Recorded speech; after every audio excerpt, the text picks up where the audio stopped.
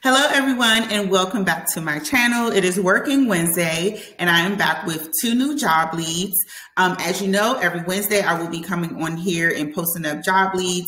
It will be a variety of different opportunities. Some will be entry level, some will be mid-level, some will be senior level roles, remote opportunities, on-site opportunities, a variety of different opportunities. So if you have not already subscribed to my channel and turned on the post notifications, make sure that you do that so that you are one of the first people to be notified whenever I post a new video here, because you don't want to miss it. I know a lot of you are looking for a job or trying to get your foot in the door, right? Because you don't want to waste the time that you spent in school and you want to find a job rather quickly. Just like these companies want to hire people in these roles rather quickly. They don't want to post these job postings and have them up forever and ever. Amen. They really do want to find a qualified candidate as quickly as possible so that the person can begin working in these roles, right? So it's important for you to know how to position yourself and use the right keywords inside of your resume when you apply for these jobs. Because if you don't, these companies will not know that you exist. They will not know that you're applying for jobs. So the 2 opportunities that I'm going to talk about today. One is a multi-specialty surgical coder. It is a remote opportunity, and they are hiring for this position in multiple different states across the U.S., and it is remote. And then another position is a healthcare scheduler position that is remote as well. I wanted to talk about these 2 opportunities because they require little to no experience to apply for these positions. A lot of coders or people who want to be coders think that you need to have 3 to 5 years of experience. And yes, there are some companies that will request the 3 to 5 years of experience, but there are some companies that will hire you with little to no experience. And I like to show you guys these opportunities so that you know that they're really out here and that I'm not just saying that. So what I really loved about Banner is that they listed each and every city and state where they are hiring for this opportunity.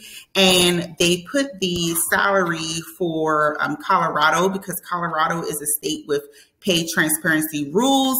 I cannot wait until this is implemented across all of the states. I know New York just recently passed this law. I don't know when it's going to go into effect for them, but right now there's probably only about like 2 handfuls of states that have pay transparency rules. And I'll make a post about that on my Instagram page probably later today or sometime later in the week. But this kind of, gives you a ballpark figure of what they're paying for this position. And they also let you know the size of the team and what the leadership team looks like as well.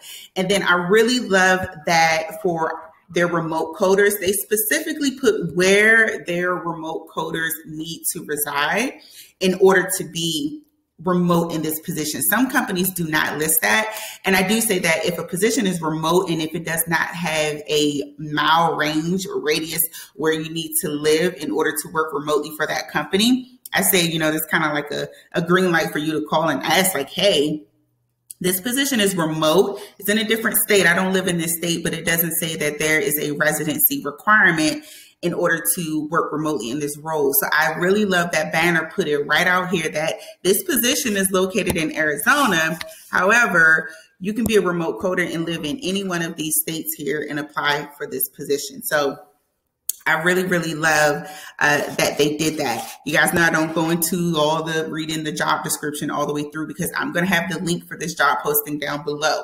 You can go in and read this yourself, all of what's listed here. What I like to zoom in is on the minimum and preferred qualifications for the position. And as you can see here, it's pretty much just asking for a high school diploma or GED or a completion of an AAPC or a HIMA program. And it says 6 months of coding experience. This is very, very minimal compared to what some jobs list with that 3 to 5 year range.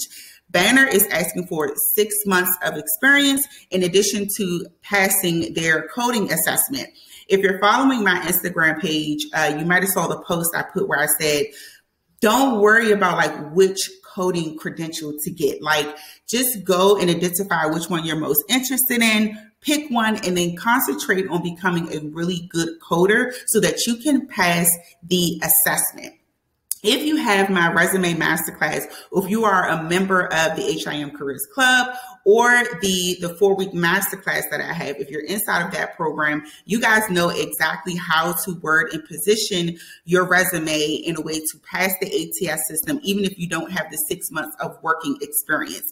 The goal is to write your resume in such a way that it makes it through the ATS system so that the recruiter actually has the chance to read your resume and the hiring manager and decide whether or not they still want to call you in or not, because you can potentially have the opportunity to interview for this position, even if you don't have the 6 months of hands-on experience. What's important is that you make it through that ATS system. Piggybacking on what I just said about the credentials, as you can see here with their preferred qualifications, and you guys know what I say, there's a difference between preferred and required. They are saying preferred. They listed the RHIA, the RHIT, the CCS, the CPC, the CCSP.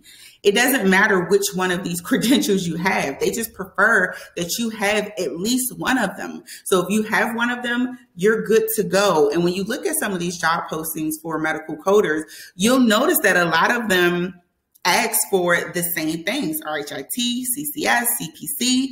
So just decide which one it is that you're really interested in, pursue that credential, and then focus on becoming a really good coder. If you want to be a coder, focus on becoming a really good coder so that you can pass the assessment so that you can get hired.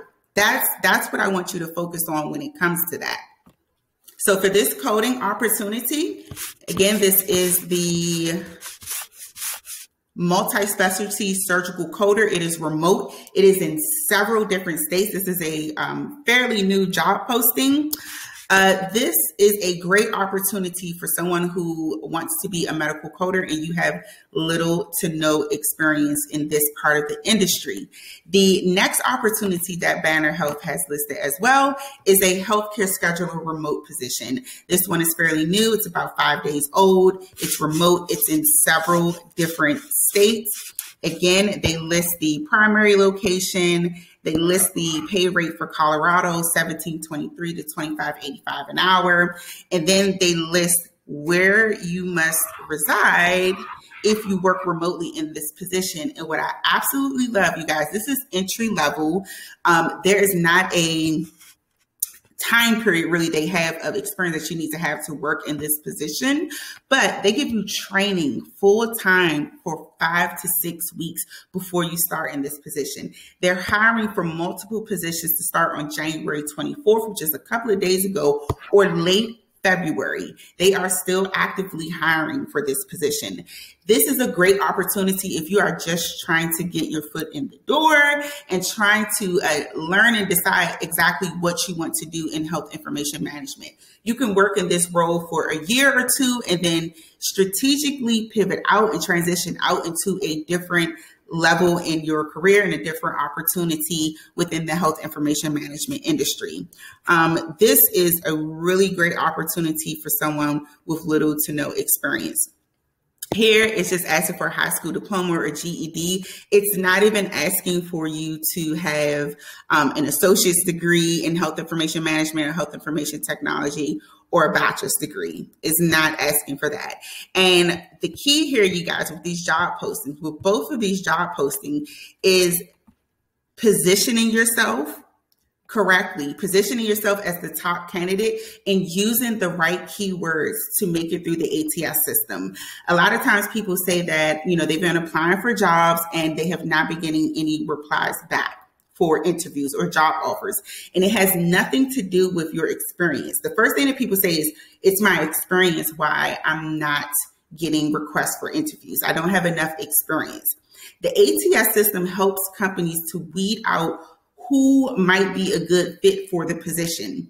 And the ATS system works for the company. It's working for the human resources department to help make it easy for them. These companies have anywhere between 300 to 500 people applying for one job. These recruiters are not reading each and every single resume that comes through their system. The ATS is weeding out and deciding these are the candidates that we think that you should review and possibly consider to come in for an interview. So as an employee or a candidate, someone looking for a job, you have to work with the ATS system as well and not against it. And the way that you work with the system is by making sure that you are using the right keywords on your resume, that you're speaking to the ATS system, and that you are also speaking to the pain points for the position, right? If you're using the right keywords on your resume, but then when the recruiter or the hiring manager reads your resume, it's not really resonating with them, then you're still going to have an issue. So like I tell you guys, I can post these job leads here for you and put it in front of your face and say, here, look, there's a job opportunity for an entry-level candidate, mid-level candidate, senior-level candidate. But if you don't know how to position yourself as the top candidate and target your resume and beat the ATS system, it's going to be a bit challenging for you, right? I'm stressing this to you guys, all right? Because anyone in this industry who took the time to invest in their career by going back to school to get their degree or get their credential deserves to have an opportunity in this industry. There are so many different opportunities, and your resume and the ATS system should not be the reason why you are not getting the job that you want, or climbing the career ladder like you want, or getting the salary that you want. Okay, so I'm going to drop the information below to apply for these jobs. If you're interested, the links are below. If you are inside of any of my groups, if you're inside of the 4-week program or the H.I.M Careers Club, you guys know that you already get first access to all of my job leads before I post it here on YouTube. If you did not see these alerts for these job leads, then make sure that you have the alerts set up inside of the groups so that you see these before I post them over here onto YouTube. If you're interested in joining any of those groups, the links to join will be below as well. All right, you guys, good luck.